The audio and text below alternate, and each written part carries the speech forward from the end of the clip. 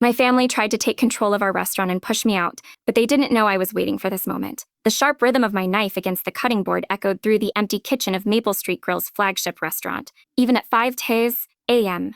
Hours before opening, I found peace in the familiar routine of prep work. My name is Claire Mills, and cooking wasn't just my job. It was my birthright, my passion, and now my weapon.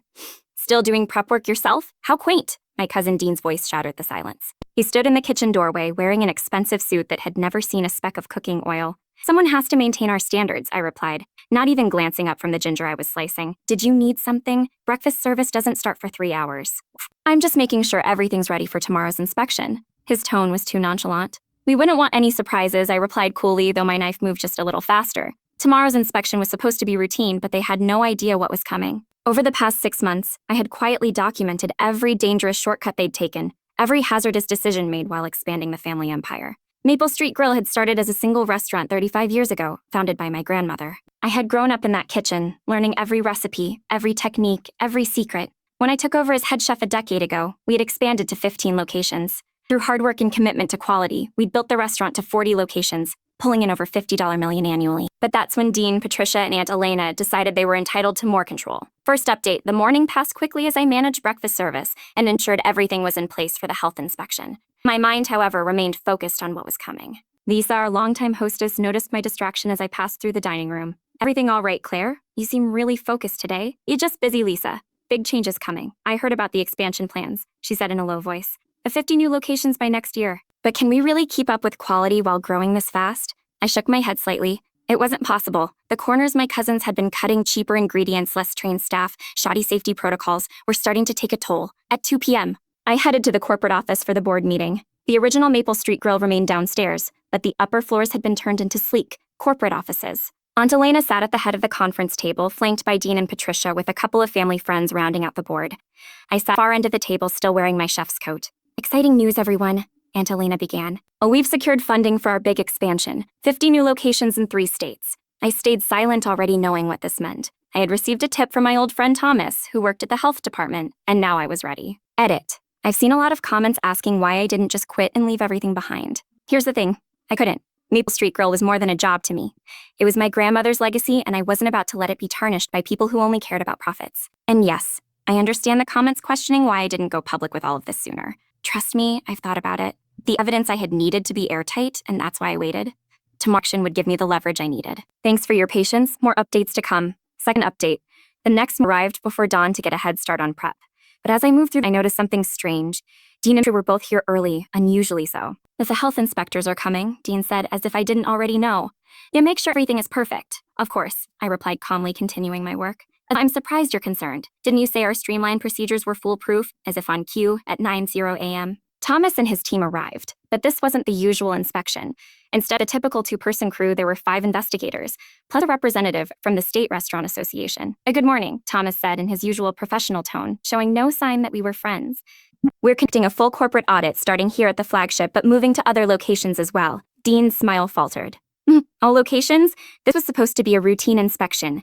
Plans changed, Thomas replied, amazed as he pulled out a thick folder of complaints. The investigation began in earnest, and within hours my cousin's hidden violations came to light. Improper food storage, untrained staff, falsified records, and substandard ingredients from non-approved vendors. The investigators were methodical, and soon Aunt Elena arrived, her face pale as she saw the inspectors go through everything. What is this? She demanded. The truth, I said firmly, opening my laptop to show the documented violations. I've been documenting everything. Every corner you've cut, every safety measure ignored. Your negligence has put public safety at risk. Edit, a lot of you have been asking why I didn't just confront my cousins directly earlier. Honestly, I thought about it. But it was important for me to gather irrefutable evidence first. If I'd confronted them without proof, I risked losing everything, and they might have just brushed it off. This way I could protect our legacy. I appreciate the comments and update again soon. Third update, the inspection carried on for another few hours. But by the time the investigators were finished, everything had been documented. Their findings were damning: improper food storage at multiple locations, untrained staff, and several more, and safety violations that had been swept under the rug for months. The inspectors called Aunt Elena to the side to discuss their findings, and her face grew more pale with every report. At one point, Thomas approached me. Claire, can you provide us with the final batch of records for the other locations? I didn't hesitate. I've got them all right here, I replied, sending over files filled with documented violations and falsified records, making it clear that this wasn't a series of isolated incidents, but a systematic breakdown of everything our family had built. Your family, Thomas said, looking over at Aunt Elena, has been dangerously negligent and will be suspending operations at any locations that fail reinspection. These are a public safety risk. Aunt Elena turned to me, her face full of fury. You planned this. You've been preparing this whole time, haven't you? I nodded calmly. I didn't plan this. I protected our legacy, what you were willing to destroy for quick profits. The room grew tense as the inspectors completed their final check. They found an batch of ingredients in one of the newer locations, and as they did, Aunt Elena's resolve seemed to break. You've ruined us, she hissed. I didn't ruin anything, I replied, finally standing up and walking toward the door. But I'll make sure we rebuild. You've got one chance to do this right. Edit, some of you asked if I was afraid of losing my job or any potential backlash from this. I won't lie, I was worried about my career. My priority has always been the integrity of the restaurant and my family's legacy. The backlash was something I was prepared for, but the truth needed to come out. More updates soon. Thank you for your support.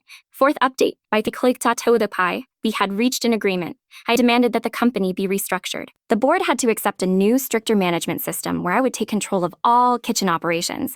My cousins would manage the business side, but only under a newly reformed board that required me to approve any changes to kitchen operations. We spent hours negotiating the terms, but eventually they caved. We'll go public with a full refund to customers who complained, I said as we prepared to sign the agreement. We'll also issue personal apologies to all staff who were put at risk by your nets. The most important thing, though, is this. We will return to our original standards. As we finalized the deal, I couldn't help but feel the weight of the moment. Maple Street Grill was not just saved. It would thrive again. But it would be on our terms, not theirs. Dean was the first to speak after everything was signed. You think you've won, don't you? No, I replied. I think we've all finally learned what matters. Quality, respect, tradition. Final update, a year has passed since that fateful inspection, and Maple Street Grill has never been stronger. While our expansion plans were delayed by a year, every restaurant follows the highest standards of food quality, safety, and staff training. We've learned to grow at a sustainable pace, not just for profit, but to protect the reputation my mother worked so hard to build. Michael and Patricia, now sidelined from kitchen operations, have learned to appreciate the complexities of running a restaurant with integrity. Aunt Elena admitted that, in their rush to grow fast, they had lost their way. Lisa told me recently that a customer had remarked that Maple Street Grill was one of the few places where people still cared more about food than profits. And she's right. The health inspection that once exposed the darkest secrets of my family now hangs framed in my office, not as a reminder of victory, but as a symbol of the importance of maintaining principles in both business and life. As for me, I still do prep work every morning, just as I always have. Some traditions are worth protecting, and some lessons need to be learned the hard way.